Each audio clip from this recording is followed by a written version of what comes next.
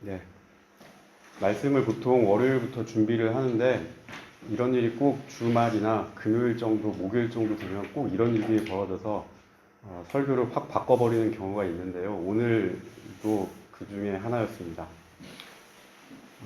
굉장히 밝은 말씀으로 준비를 해서 여러분들에게 희망을 막 이렇게 북돋아주고 그렇게 했어야 되는데 우리끼리 히히덕거리기에는 조금 상황도 상황이 그래서 조금은 차분하게 한 해를 좀 돌아보고 우리에게 주셨던 하나님의 은혜가 무엇인지를 좀 생각해보고 또 새해를 준비했으면 합니다. 오늘 2024년 마지막 주일입니다. 한 해를 되돌아보는 송년주일로 저희가 같이 지키게 됐습니다. 오늘 우리에게 주신 사무엘상 7장 12절에서 14절 말씀을 통해서 그 시절에도 역사하셨던 하나님 동일하게 지금 이 시대에도 우리에게 역사하시는 하나님으로, 그때도 말씀하셨던 하나님, 지금 이 자리에 있는 우리에게도 말씀하시는 하나님으로, 그때도 음성으로 들려주셨던 그 하나님께서 지금 우리 각자에게도 동일한 음성으로 이렇게 하나님의 음성을 여러분 들을 수 있기를 바랍니다. 사무엘은 참 어려운 시기에 이스라엘의 사사가 됐습니다. 이스라엘의 역사를 쭉 살펴보면 나라가 아예 망하거나 또 새롭게 갈아엎어지는 그 변화의 그 시점 바로 앞에는 위대한 인물이 등장을 합니다. 그 위대한 인물이 사라지고 나면 이스라엘이 확 무너지든지 아니면 어떤 체제가 바뀌든지 변화가 일어납니다. 대표적인 인물이 두 사람이 있는데 한 사람은 뒤에 설명할 사무엘이고 또 한 사람은 누구냐면 요시야라고 하는 남유다의 왕이었습니다. 이 남유다 왕국이 망하기 전에 유다의 마지막 횃불이라고 표현해도 좋을 만한 그런 사람이었습니다.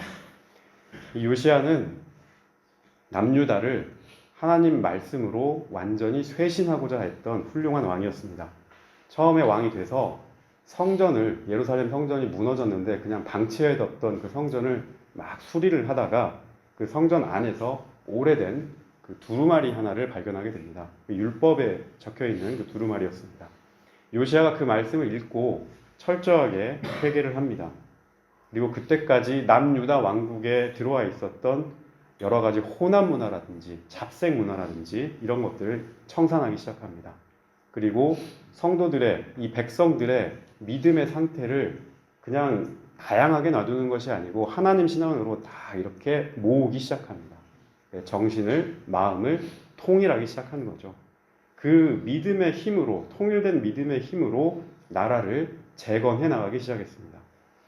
당시 이 요시야의 개혁을 도왔던 선지자가 예레미야입니다. 예레미야가 옆에서 요시야에게 하나님 말씀으로 이렇게 해야 된다고 조언을 했던 선지자였습니다. 유다 왕국은 당시에 우리나라 한반도와 마찬가지로 북쪽과 남쪽의 강대국 그 틈바구니에 있었던 그런 곳이었습니다. 북쪽에는 아수르라고 하는 큰 제국이 있었고 또 바벨론이라고 하는 제국도 있었고요. 남쪽에는 전통의 강호였던 이집트, 애굽이 있었습니다. 그래서 항상 북쪽에 있는 국가는 남으로 내려오려고 하고 남쪽에 있는 국가는 북으로 올라가려고 하고 그 중간 길목에서 딱 마주치는 곳이 유다였습니다. 그래서 유다는 우리 한반도와 지리적으로 참 비슷했는데 어느 한쪽으로 기울지 않고 균형 잡힌 외교를 하고 정책을 써야 했던 그런 운명에 있었던 나라였습니다. 당연히 지혜로워야 했고 통찰력이 있어야 했습니다. 그런 통찰력과 지혜를 어디에서 구해야 했을까요? 하나님에게서 구해야 했겠죠. 이 요시야라고 하는 왕이 그 역할을 굉장히 훌륭하게 수행을 했습니다. 요시야의 시대는 남유다 왕국의 중흥기라고 해도 괜찮을 정도로 굉장히 안정되고 탄탄한 모습을 갖춰나갔습니다. 그런데 요시야가 아쉽게도 전쟁에 나가서 그만 죽고 맙니다. 이집트 애국 군대에 맞서서 무깃도라고 하는 곳에서 싸우다가 죽고 말죠. 훌륭하고 강한 지도자가 그렇게 전사하고 난 뒤에 유다는 어떻게 됐나? 나라가 종잡을 수 없을 정도로 혼란에 빠지고 몇 대 지나지 않아서 바로 멸망하게 됩니다. 요시야의 아들들이 번갈아 가면서 왕위에 오르지만 한 사람은 북쪽 나라에 기대고 또 다른 사람은 남쪽 나라에 기대면서 꾹두각시 신세를 벗어나지 못합니다. 그러다가 결국에는 나라가 완전히 멸망하고 맙니다. 커다란 별이 지고 큰 횃불이 꺼지고 난 다음에 급속도로 국가가 붕괴되는 모습을 볼 수가 있습니다. 사무엘도 이런 요시아와 비슷한 성격의 인물이었습니다. 사무엘은 이스라엘의 마지막 사사였습니다. 사무엘 뒤에는 이스라엘이 사사가 세워지지 않고 왕이 세워지는 왕정시대로 체제가 바뀌게 됩니다. 이 사사의 역할은 왕과 역할이 달랐습니다. 본래 이스라엘은 어떤 중앙에 왕이 있어서 이렇게 명령을 해가지고 한 나라를 이렇게 종합적으로 다스리는 나라가 아니고 아래에서부터 위로 권력을 쌓아가는 그런 지파 연맹체였습니다. 12지파가 동등하게 서로 연맹을 이뤄서 살아가는 그런 체제였습니다.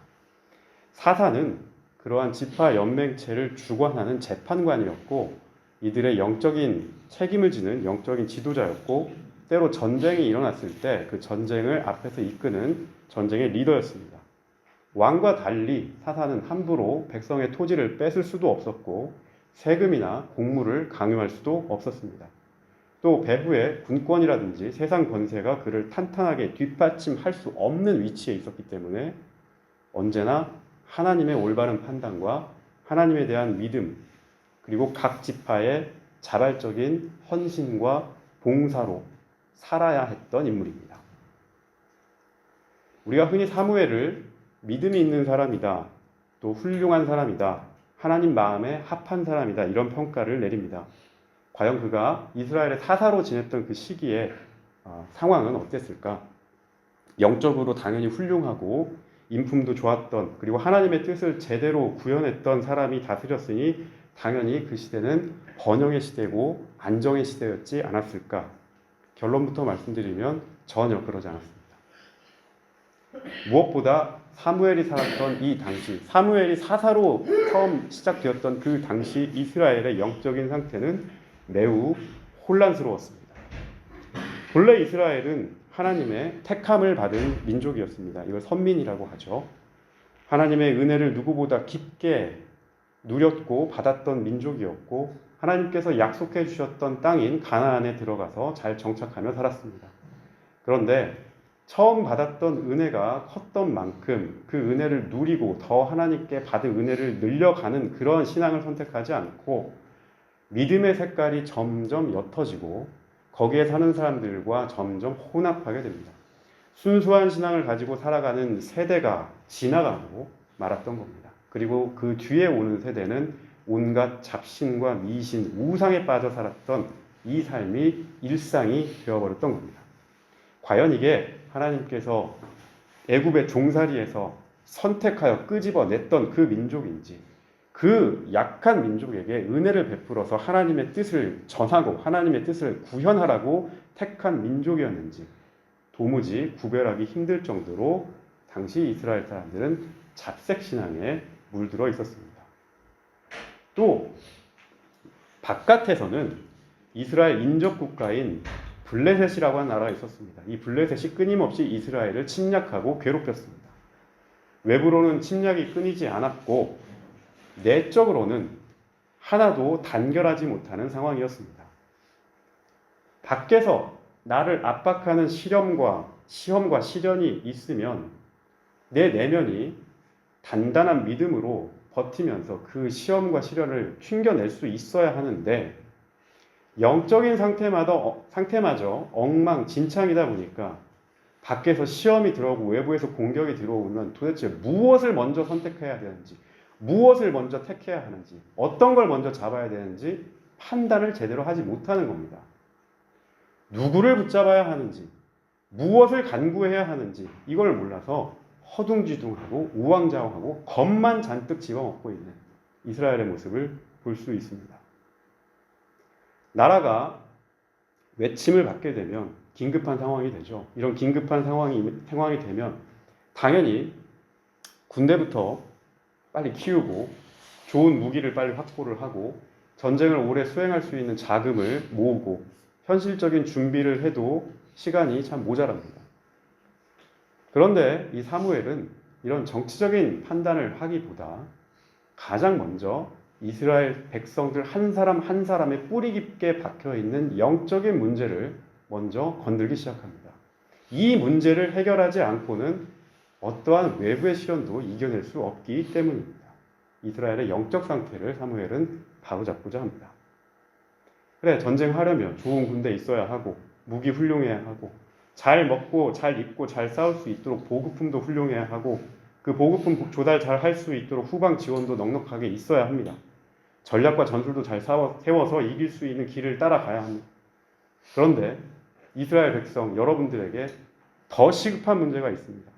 그것은 바로 여러분이 지금 제각각 섬기고 의지하고 맡기는 대상이 하나님이 아니라는 사실입니다. 여러분에게 진짜 능력을 부여하고 여러분에게 정말로 힘을 주시고 여러분을 승리로 이끌어 주실 수 있는 그 분에 대한 믿음이 하나도 없는 겁니다. 다른 걸 의지하고 너희에게 당장 눈앞에 보이는 어떤 걸 가져다 줄 수 있을 것 같은 그런 이방신들을 의지하고 있는 이런 사고방식, 이런 생활 습관, 이것부터 싹 뜯어 고쳐야 한다. 이게 사무엘의 판단이었어요. 그래서 사무엘이 온 이스라엘 백성을 향해서 가장 먼저 요구한 것은 무엇이었냐? 바로 회개였습니다. 오늘 우리가 읽은 본문 사무엘상 7장 12절에서 14절 그 앞부분에 보면 3절 말씀부터 사무엘이 사사로 등장을 하기 시작하는데 이 7장 3절을 보게 되면 사무엘이 이스라엘 온 족속을 향하여 외칩니다. 이렇게 외칩니다. 너희가 전심으로 여호와께 돌아오려거든 너희가 전심으로 여호와께 돌아오려거든 너희의 삶의 온 방향을 오직 하나님께 맞춰서 살고 싶거든 그렇게 살기로 결단하려거든 한쪽은 여기에다 발 담그고 다른 한쪽은 저기에다 발 담그고 이렇게 양다리로 살지 않고 이것도 좋고 저것도 좋고 하면서 살지 않기로 그렇게 다짐한다면 가장 먼저 너희들 가운데 있는 이방 신상부터 제거해 라고 말합니다. 너희들 중에 이방 신상들을 제거하고 너희 마음을 여호와께로 향하여 오직 그만을 섬겨라 라고 말씀합니다. 사무엘이 온 이스라엘을 향해서 이렇게 선포를 하자 이스라엘 각 족속은 그 회개의 길을 따르게 됩니다. 지금까지 내가 살아왔던 삶의 방식, 생각해왔던 습관, 의존해왔던 물건, 대상 이건 모두 다 버리고 오직 하나님만 의지하고 하나님만 바라보기로 결심합니다. 물론 블레셋이 침략을 했기 때문에 시련이 있었기 때문에 고초가 있었기 때문에 그렇게 바뀐 일이긴 하지만 그 일이 결국에 이스라엘 백성에게는 귀한 약이 됐음을 부인할 수가 없습니다. 사무엘이 백성들을 대대적으로 불러 모읍니다. 한 사람 한 사람 각자의 자리에서 회개하는 것도 중요하지만 우리가 다 모여서 하나님 앞에서 집단으로 회개하는 게 굉장히 중요하다는 것을 보이기 위해서였습니다. 미스바라고 하는 곳에 백성들을 다 불러 모읍니다. 거기에서 지금까지 우리가 하나님을 섬기지 않고 우상을 섬겨왔던 이 죄와 잘못, 하나님께 의지하지 않았던 이 모든 잘못된 모양 다 자복하고 다 하나님 앞에 회개하는 시간을 가집시다. 미스바로 모이십시오. 모든 사람을 그곳에 불러 모읍니다. 이방 민족이 이스라엘을 위협하고 힘들게 하고 괴롭히는 상황에서 이스라엘은 다른 곳에서 해결책을 찾지 않고 우리의 가장 큰 문제가 무엇이었는가 그 문제의 뿌리까지 파고 들어가서 우리가 잘못했던 그 옛 습관, 옛 태도와 작별하고 그것을 뿌리 뽑고 이제는 원래 우리에게 은혜의 근원이었던 그분을 되찾아가는 오직 하나님만 중심으로 하나님 말씀에 의거해서 그분의 뜻을 따라서 온 백성이 마음을 모으고 생각을 모으고 단결하고 그렇게 외세에 맞서게 된 겁니다. 신앙으로 서로 하나님 신앙으로 서로 이렇게 마음을 모으고 하나가 되고 여러 가지 분열됐던 모습들을 하나씩 하나씩 조합해서 통일된 모습을 이뤄간 그 이스라엘을 보고 블레셋이 다시 이스라엘을 쳐들어오려고 합니다.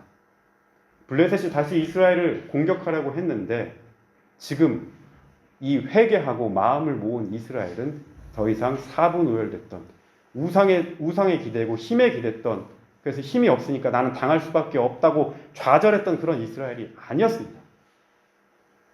이리 흩어지고 저리 흩어져서 오합지졸처럼 구는 그런 이스라엘이 아니라 하나님에 대한 믿음으로 모두가 똘똘 뭉쳐있는 그런 차돌과 같은 단단한 이스라엘로 바뀌게 된 겁니다. 하나님께서 이 백성들에게 힘을 주시고 승리의 여건을 마련해 주시고 그 가운데서 블레셋의 침공을 물리칠 수 있었습니다. 그리고 오늘 말씀을 보게 되면 다시는 블레셋이 침략하지 못하도록 블레셋을 더 밀어붙여서 멀리까지 쫓아내는 전과도 올렸습니다. 사무엘과 온 백성은 하나님께서 이 백성을, 우리 자신을 어떻게 바꿔가셨는지, 어떻게 이끌어 가셨는지, 어떻게 도우셨는지를 회개를 통해서, 전쟁을 통해서, 시험을 통해서, 시련을 통해서 똑똑히 보았습니다. 어려움에 처한 상황에서 가장 시급한 문제가 무엇인지, 무엇을 먼저 해결해야 이 문제를 이겨낼 수 있는지 그 우선순위도 분명하게 보았습니다. 그리고 이 시험을 이겨낼 수 있는 그 힘을 누가 주시는지도 똑똑히 보았습니다. 그래서 이스라엘 백성은 사무엘을 앞세워서 이 사실을 잊지 말고 우리가 꼭 기억하자라고 하는 의미에서 기념비를 하나 세우게 됩니다. 그것이 바로 오늘 말씀에 나오는 도움의 돌이라는 에벤 에셀입니다. 에벤 에셀이란 말은 도움의 돌이라는 뜻입니다. 다른 어떤 우상이라든지 하나님 아닌 다른 어떤 것, 그것을 따르던 그 모습을 벗어 던지고 이제 여호와 하나님께서 그 모습도 벗어 던지고 회개하여 돌아선 우리를 여기까지 인도하셨다. 여기까지 인도하시고 여기까지 이끌어 주셨다. 우리를 승리하게 하셨다. 우리를 다시 회복시키셨다. 라고 하는 그 믿음의 고백, 그 믿음의 고백을 잊지 않고 우리가 여기에 세우노라. 그 세운 돌이 바로 에벤에셀입니다. 주님을 향한 믿음을 회복하고 마음의 중심을 붙잡고 말씀에 의거하여 살아가는 백성에게 밖에서 돌아오는 시험은 더 이상 시험이 아닙니다. 시련도 더 이상 시련이 아니었습니다. 오늘 13절 말씀을 보게 되면 블레셋은 굴복하여 다시는 이스라엘 지역 안에 들어오지 못했다라고 그렇게 말씀합니다.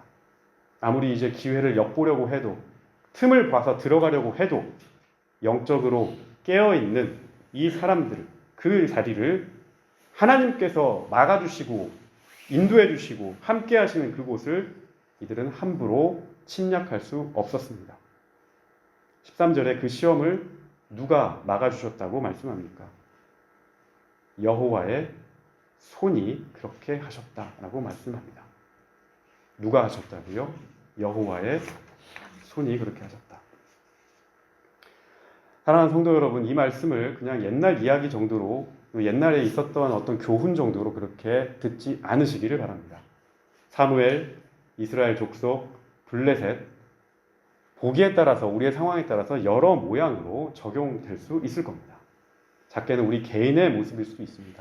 내가 사무엘의 모습일 수도 있고, 회개치 않은 이스라엘 백성의 모습일 수도 있고, 또 나를 괴롭히는 여러 가지 블레셋이 있을 수도 있습니다.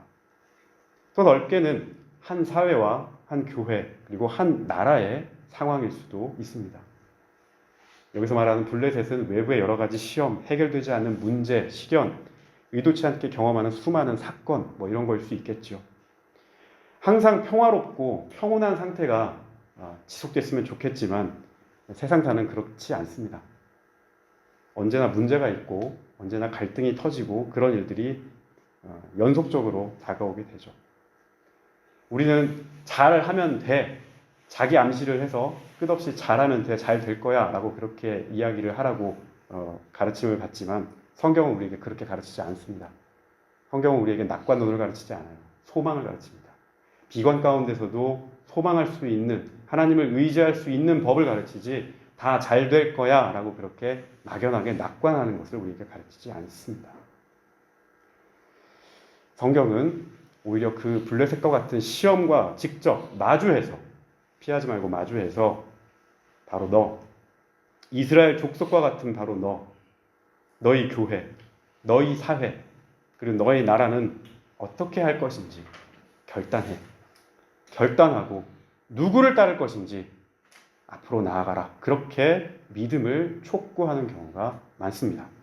누구를 의지해야, 누구의 손을 붙잡아야 이 블레셋의 침략을 이길 수 있겠느냐라고 성경은 오히려 우리에게 묻습니다. 여러분은 어떤 선택을 하시겠습니까? 사랑하는 성도 여러분, 올 한 해 마지막 주일입니다. 올 한 해 그야말로 다사다난했던 것 같습니다. 저 역시도 이 순간에도 많은 장면이 스쳐갑니다. 함께 고민하기도 했고, 함께 기도하며 울고 웃기도 했고, 한 해를 보냈던 기억도 납니다. 딱 이 자리까지 하나님께서 이 모양 이 모습 그대로 인도해 주셨음을 고백합니다. 사실 저는 목회를 하면서 설교를 준비할 때마다 좀 애로사항이 있습니다. 일주일에 한 번씩 이렇게 정기적으로 설교단에 쓰는 일이 여러분이 보시기에는 쉬운 일처럼 보일 수도 있고, 또 목사님이니까 뭐 이렇게 할 수도 있지라고 생각하시겠지만, 목회자도 사람이다 보니까 일정하지가 않습니다. 일정하지 않은데 일정해야 합니다. 그런 부담감이 참 클 때가 많습니다. 평상시처럼 문제없이 항상 준비를 해야 하고, 아무렇지도 않은 것처럼, 그리고 더 많은 것들을 줘야 하는 것처럼 부담감을 갖고 책임감을 갖고 이 자리에 설 때가 많습니다. 근데 돌아보면 한 50% 정도는 그렇지 못했던 것 같습니다. 여전히 부족한 게 많고, 성경을 보면 볼수록 모르는 게 너무 많고, 그리고 성경에 나와 있는 이 말씀과 우리 성도님들의 삶을 어떻게 연결을 해줘야 될까? 실감날 만한 그런 단어가 뭐가 있을까? 이런 거 찾는 게 굉장히 어렵더군요. 아직까지도 실력이 많이 부족하고 부족한 부분이 참 많다는 생각을 하게 됩니다. 이런 것들을 가지고 더 나아가야 하는 그런 고민들을 여전히 안고 있습니다. 그럼에도 불구하고 2024년 12월 29일 지금 이 자리에 저는 에베네셀의 돌을 하나 세우겠습니다. 주님께서 여기까지 인도해 주셨습니다. 그리고 내년 2025년에는 거기보다 조금 더 앞에까지 나아가는 그 자리에 또 에베네셀을 세우고 싶습니다. 우리 성도님들은 어디에 하나님의 도움의 돌을 세우시겠습니까? 올 한 해 여러모로 아쉬움도 있으시겠지만, 그래도 이 자리까지, 이 시간까지 선한 길로 이끌어 주신 우리 주님께 감사드리고, 그 감사한 마음으로 마음의 돌, 도움의 돌 하나를 이 자리에 세워볼 수 있기를 바랍니다. 그리고 내년 2025년에는 올해보다는 조금 더 먼 곳에, 조금 더 앞서간 곳에, 그리고 먼 곳까지 이끌어 주실 주님의 그 도움을 기대하고 바랄 수 있기를 바랍니다. 올 한 해 정말 여러분 고생 많으셨습니다. 새해 주님의 큰 축복과 은혜를 더 많이 누릴 수 있는 우리 성도님들 되시기를 주님의 이름으로 부탁드립니다.